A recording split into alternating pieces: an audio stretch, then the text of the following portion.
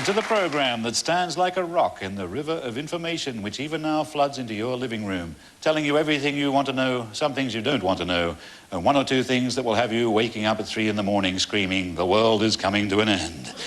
We're here to guide you through the digital miasma with all the suave confidence of Prime Minister John Major, aware that Mr. Michael Heseltine is backing him all the way to the edge of the cliff. The new pan-electronic future of total information will lead to a significant widening of the entire human experience. Performers will achieve new contact with their audience. Arguments will be settled in a rational manner with mutual respect.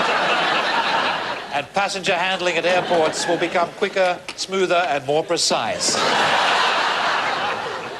But first, our special super-fast news service with the stories happening now, the stories happening tomorrow, and the stories that will happen the day after if the stories happening tomorrow don't happen to happen.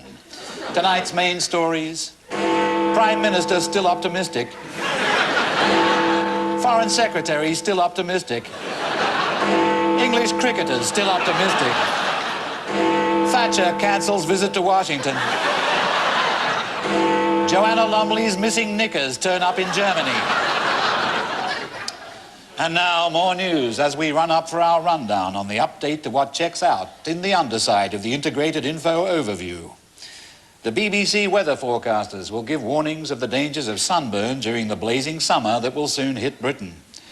We catch up with the BBC weather forecasters' winter cycling tour on its way back to London from the Shetlands. As Mr. Michael Heseltine becomes more and more of a threat to the Tory party leader, friends of Mr. Major have been calling Mr. Heseltine a vain theatrical poseur. In reply, Mr. Heseltine has said that he is not a vain theatrical poseur, but a balanced individual. Some people think this is my best side, he said, but I think the other side is pretty good too. Prime Minister John Major is now under fire from all quarters, even from those outside his own party. The last British leader to get a press as bad as this was Alfred the Great when he burnt the cakes. Mr. Major's position may look desperate, but when he talks to his special friends, a different picture emerges. I've known John for some time, and I'm going over to him now by private video phone link for an exclusive interview. John, let me put to you the tough questions that people want answered. How is that prize vegetable marrow of yours coming along? It's getting bigger every day. And what progress on that 60-foot tower you're building so you can winch the 250-pound marrow up to the top of it and drop it on Mr. Heseltine? We're well ahead of schedule on that. We're very well there. And what about the suggestion that when the marrow flattens Mr. Heseltine, they'll make the marrow Prime Minister instead of you? Well, I don't think that that is remotely likely. Britain's most famously exciting racing driver and most famously unexciting speaker, Nigel Mansell, went swimming with dolphins this week with remarkable results. Usually, people swim with dolphins to gain a deep inner stillness and peace. But dolphins report that swimming with Nigel Mansell does the same for them. It's something about the noises he makes, a dolphin reported.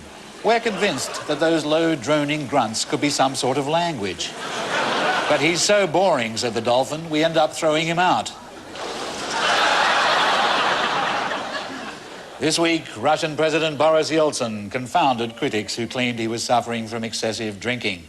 He said he not only didn't have a drink problem, he was fully engaged in a vigorous fitness program. Every day, a teetotal Mr. Yeltsin has been swimming 2 miles in a frozen river, playing a 5-set tennis match against the Russian champion, climbing a mountain with an iron bar in his teeth, and then going on television to tell the country how he feels.